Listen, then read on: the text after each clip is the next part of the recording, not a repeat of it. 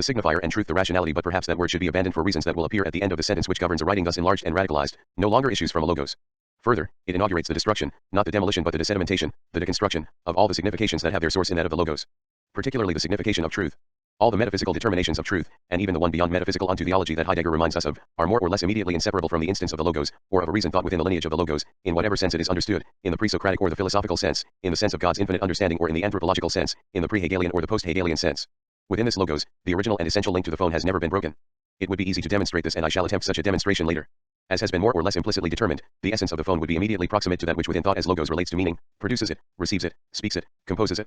If, for Aristotle, for example, spoken words, ta and te phone, are the symbols of mental experience, pathemata tes psyches, and written words are the symbols of spoken words, de interpretatione, 1:16-3, it is because the voice, producer of the first symbols, has a relationship of essential and immediate proximity with the mind. Producer of the first signifier, it is not just a simple signifier among others. It signifies mental experiences which themselves reflect or mirror things by natural resemblance. Between being and mind, things, and feelings, there would be a relationship of translation or natural signification, between mind and logos, a relationship of conventional symbolization. And the first convention, which would relate immediately to the order of natural and universal signification, would be produced as spoken language. Written language would establish the conventions, interlinking other conventions with them. Just as all men have not the same writing, so all men have not the same speech sounds, but mental experiences, of which these are the primary symbols, see my protus, are the same for all, as also are those things of which our experiences are the images, de interpretatione, 1:16a. Italics added. The feelings of the mind, expressing things naturally, constitute a sort of universal language which can then efface itself. It is the stage of transparence. Aristotle can sometimes omit it without risk. In every case, the voice is closest to the signified, whether it is determined strictly as sense, thought or lived, or more loosely as thing. All signifiers, and first and foremost the written signifier, are derivative with regard to what would wed the voice indissolubly to the mind or to the thought of the signified sense, indeed to the thing itself, whether it is done in the Aristotelian manner that we have just indicated or in the manner of medieval theology, determining the residential as a thing created from its eidos, from its sense thought in the logos or in the infinite understanding of God. The written signifier is always technical and representative. It has no constitutive meaning. This derivation is the very origin of the notion of the signifier. The notion of the sign always implies within itself the distinction between signifier and signified, even if, as Saussure argues, they are distinguished simply as the two faces of one and the same leaf. This notion remains therefore within the heritage of that logocentrism which is also a phonocentrism, absolute proximity of voice and being, of voice and the meaning of being, of voice and the ideal idea of meaning. Hegel demonstrates very clearly the strange privilege of sound in idealization, the production of the concept and the self-presence of the subject. This ideal motion, in which through the sound what is as it were the simple subjectivity subjectivit, the soul of the material thing expresses itself, the ear receives also in a theoretical theoretic way, just as the eye shape and color, thus allowing the interiority of the object to become interiority itself. Live 3t Dadurch das Innere der Gegenstand für das Innere selbst werden, Ästhetik, 3. ITRFRP. 1:6. The ear, on the contrary, perceives vernim the result of that interior vibration of material substance without placing itself in a practical relation toward the objects, a result by means of which it is no longer the material form gestalt in its repose, but the first, more ideal activity of the soul itself which is manifested zum Vorscheinkommt, p. 296. What is said of sound in general is a fortiori valid for the phone by which, by virtue of hearing, understanding, oneself speaken in the sociable system the subject affects itself and is related to itself in the element of idealizing. We already have a foreboding that phonocentrism merges with the historical determination of the meaning of being in general as presence, with all the subdeterminations which depend on this general form and which organize within it their system and their historical sequence, presence of the thing to the sight as eidos, presence as substance/essence/existence osiaje, temporal presence as point stigmi of the now or of the moment none, the self-presence of the cogito, consciousness, subjectivity, the co-presence of the other and of the self, intersubjectivity as the intentional phenomenon of the ego, and so forth.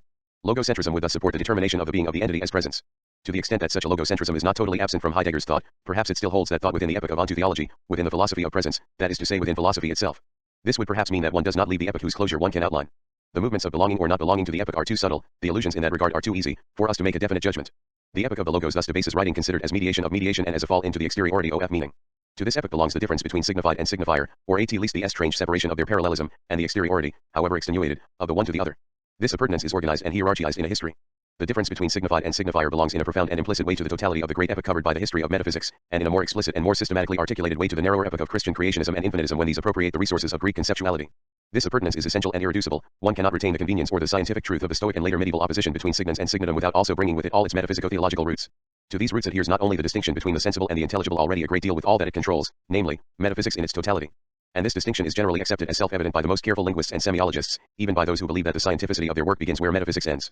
Thus, for example, as modern structural thought has clearly realized, language is a system of signs and linguistics is part and parcel of the science of signs, or semiotics, Saussure's semiology. The medieval definition of sign-allocate stat pro aliquo has been resurrected and put forward as still valid and productive.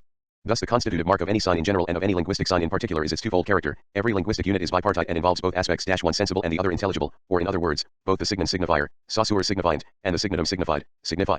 These two constituents of a linguistic sign, and of sign in general, necessarily suppose and require each other. But to these metaphysico-theological roots many other hidden sentiments cling.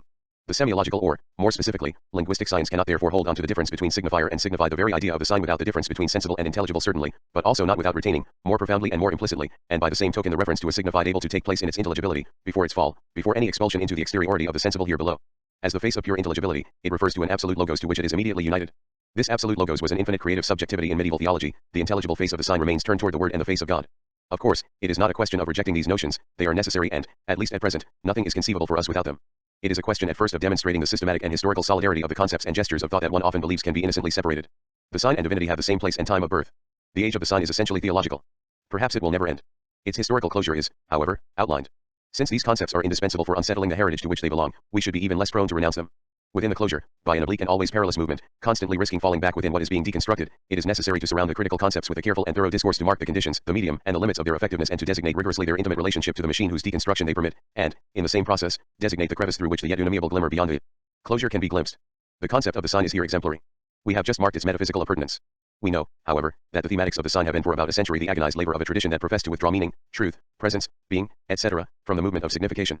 Treating as suspect, as I just have, the difference between signified and signifier, or the idea of the sign in general, I must state explicitly that it is not a question of doing so in terms of the instance of the present truth, anterior, exterior or superior to the sign, or in terms of the place of the effaced difference. Quite the contrary.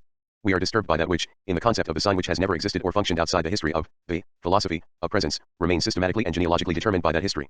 It is there that the concept and above all the work of deconstruction, its style, remain by nature exposed to misunderstanding and non-recognition. The exteriority of the signifier is the exteriority of writing in general, and I shall try to show later that there is no linguistic sign before writing. Without that exteriority, the very idea of the sign falls into decay. Since our entire world and language would collapse with it, and since its evidence and its value keep, to a certain point of derivation, an indestructible solidity, it would be silly to conclude from its placement within an epoch that it is necessary to move on to something else, to dispose of the sign, of the term and the notion. For a proper understanding of the gesture that we are sketching here, one must understand the expressions epoch, closure of an epoch, historical genealogy in a new way, and must first remove them from all relativism. Thus, within this epoch, reading and writing, the production or interpretation of signs, the text in general as fabric of signs, allow themselves to be confined within secondariness. They are preceded by a truth, or a meaning already constituted by and within the element of the logos.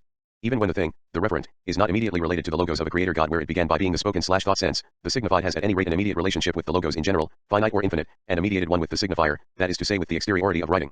When it seems to go otherwise, it is because a metaphoric mediation has insinuated itself into the relationship and has simulated immediacy, the writing of truth in the soul, opposed by Phaedrus, 278a, to bad writing, writing in the literal proper and ordinary sense, sensible writing, in space, the book of nature and God's writing, especially in the Middle Ages, all that functions as metaphor in these discourses confirms the privilege of the logos and founds the literal meaning then given to writing, a sign signifying a signifier itself signifying an eternal verity, eternally thought and spoken in the proximity of a present logos.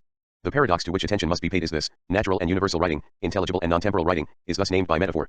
A writing that is sensible, finite, and so on, is designated as writing in TL-e literal sense. It is thus thought on the side of culture, technique, and artifice, a human procedure, the ruse of a being accidentally incarnated or of a finite creature.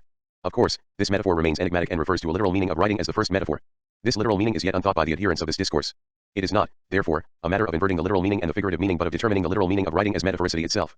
In the symbolism of the book, that excellent chapter of European literature and the Latin Middle Ages, E.R. Curtius describes with great wealth of examples the evolution that led from the Phaedrus to Calderon, until it seemed to be precisely the reverse. TRFR p. 372, asterisk by the newly attained position of the book, p. 374, po. 306.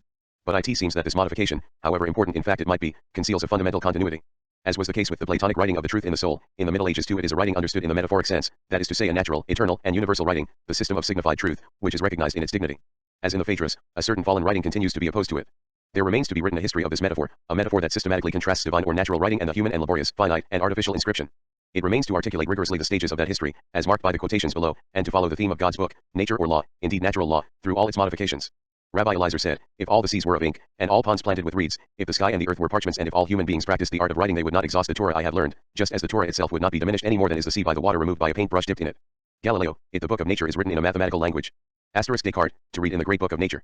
T. Demia, in the name of natural religion, in the dialogues, of Hume, and this volume of nature contains a great and inexplicable riddle, more than any intelligible discourse or reasoning T. Bonnet, it would seem more philosophical to me to presume that our earth is a book that God has given to intelligences far superior to ours to read, and where they study in depth the infinitely multiplied and varied characters of his adorable wisdom. G. H. von Schubert, this language made of images and hieroglyphs, which supreme wisdom uses in all its revelations to humanity which is found in the inferior neater language of poetry and which, in the most inferior and imperfect way after Allerniedrigsten and the Ungemensten, is more like the metaphorical expression of the dream than the prose of wakefulness, we may wonder if this language is not the true and wakeful language of the superior regions. If, when we consider ourselves awakened, we are not plunged in a millennial slumber, or at least in the echo of its dreams, where we only perceive a few isolated and obscure words of God's language, as a sleeper perceives the conversation of the people around him. Jaspers, the world is the manuscript of another, inaccessible to a universal reading, which only existence deciphers. Above all, the profound differences distinguishing all these treatments of the same metaphor must not be ignored. In the history of this treatment, the most decisive separation appears at the moment when, at the same time as the science of nature, the determination of absolute presence is constituted as self-presence, as subjectivity. It is the moment of the great rationalisms of the 17th century. From then on, the condemnation of fallen and finite writing will take another form, within which we still live. It is non-self-presence that will be denounced. Thus the exemplariness of the Rousseauist moment, which we shall deal with later, begins to be explained. Rousseau repeats the Platonic gesture by referring to another model of presence, self-presence in the senses, in the sensible cogito, which simultaneously carries in itself the inscription of divine law. On the one hand, representative, fallen, secondary, instituted writing, writing in the literal and strict sense, is condemned in the essay on the origin of languages. It enervates speech. To judge genius from books is like painting a man's portrait from his corpse, etc. Writing in the common sense is the dead letter, it is the carrier of death. It exhausts life. On the other hand, on the other face of the same proposition, writing in the metaphoric sense, natural, divine, and living writing, is venerated. It is equal in dignity to the origin of value, to the voice of conscience as divine law, to the heart, to sentiment, and so forth. The Bible is the most sublime of all books, but it is after all a book. It is not at all in a few sparse pages that one should look for God's law, but in the human heart where his hand deigned to write. Letter 11 Verns, asterisk if the natural law had been written only in the human reason, it would be little capable of directing most of our actions. But it is also engraved in the heart of man in ineffaceable characters. There it cries to him, Elia Tadagare. Natural writing is immediately united to the voice and to breath. Its nature is not grammatological but pneumatological. It is hieratic, very close to the interior holy voice of the profession of faith, to the voice one hears upon retreating into oneself, full and truthful presence of the divine voice to our inner sense. The more I retreat into myself, the more I consult myself, the more plainly do I read these words written in my soul, BJUST and you win be happy. I do not derive these rules from the principles of the higher philosophy, I find them in the depths of my heart written by nature in characters which nothing can efface. There is much to say about the fact that the native unity of the voice and writing is prescriptive. Archie speech is writing because it is a law. A natural law. The beginning word is understood, in the intimacy of self-presence, as the voice of the other and as commandment.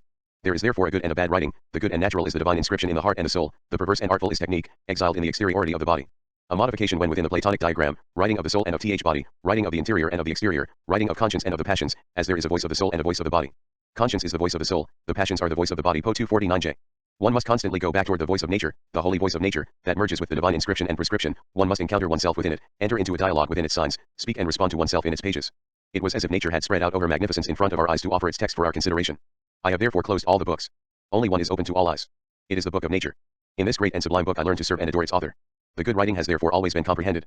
Comprehended as that which had to be comprehended, within a nature or a natural law, created or not, but first thought within an eternal presence. Comprehended, therefore, within a totality, and enveloped in a volume or a book. The idea of the book is the idea of a totality, finite or infinite, of the signifier. This totality of the signifier cannot be a totality, unless a totality constituted by the signified pre-exists it, supervises its inscriptions and its signs, and is independent of it in its idealizing. The idea of the book, which always refers to a natural totality, is profoundly alien to the sense of writing. It is the encyclopedic protection of theology and of logocentrism against the disruption of writing, against its aphoristic energy, and, as I shall specify later, against difference in general. If I distinguish the text from the book, I shall say that the destruction of the book, as it is now underway in all domains, denudes the surface of the text. That necessary violence responds to a violence that was no less necessary.